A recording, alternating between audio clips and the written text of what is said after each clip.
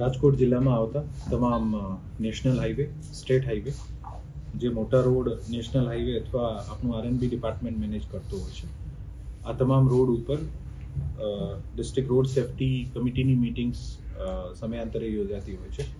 અને આ મિટિંગ્સમાં આ વસ્તુ ધ્યાને આવી છે કે ઘણા બધા ઔદ્યોગિક એકમો દ્વારા આ પેટ્રોલ પંપ્સ છે, અમુક હોટેલ્સ છે, આના દ્વારા ગેપ ઇન મીડિયન જે છે એને બ્રેક કરવામાં આવ્યા છે અને આ તોડીને જે રાહગીરોની જે જાનમાલની સુરક્ષા જે છે આને જોખમમાં નાખવામાં આવી છે.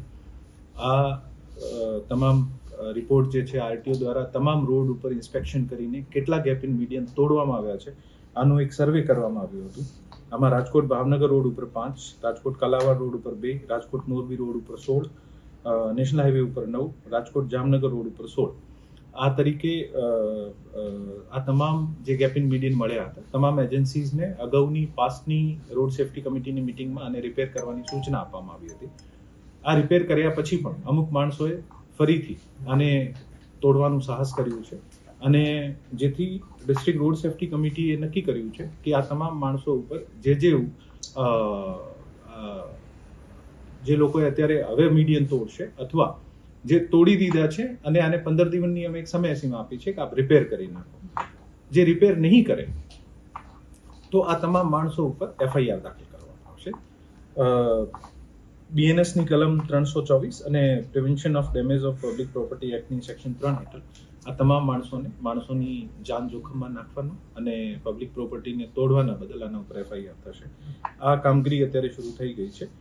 રાજકોટ ભાવનગર રોડ ઉપર 5 મીડિયનની એક એફઆઈઆર ઓલરેડી અમે કરી દીધી છે. 5 મીડિયનની સંયુક્ત એફઆઈઆર કરી છે અને આમાં ઘણા બધા મલ્ટિપલ વ્યવસાયિક એકમ છે અને જૂનોથી તોડેલું છે, જેથી ચોક્કસ માણસ કોણ છે ખબર નહીં કરી શકાય.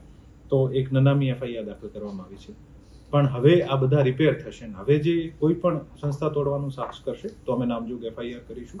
અને જે પણ સ્પષ્ટ રીતે દેખાય છે કે આ પેટ્રોલ પંપ એક જ છે અને આ પેટ્રોલ પંપ વાળાએ તોડ્યું છે અથવા કમર્શિયલ એકમ એક જ છે અને આને તોડ્યું છે, તો આને અમે વિનંતી કરીએ છીએ કે આ 15 દિવસમાં સ્વખર્ચે આ મીડિયન તમામ રિપેર કરાવી લો અને આ જે રિપેર નહીં કરાવશો તો આપને ઓફકોર્સ અમે બધા પગલાં લઈશું ને આપને ઉપર એફઆઈઆર પણ દાખલ કરાવીશું.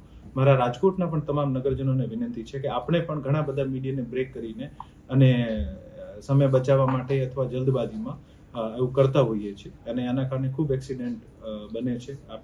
આપની જીવન જે છે અમૂલ્ય છે, એવું નહીં કરીએ અને કદાચ નેક્સ્ટ ગેપ જે છે 1.5 કિલોમીટર આગળ હશે પણ આપણે આ જે પ્રોપર સરકારે જે બનાવેલા આખું ટેકનિકલ અભ્યાસ કરીને જે ગેપ બનાવ્યો ત્યાંથી જ આપણે પસાર કરી એવી વિનંતી પણ કરવામાં આવે છે.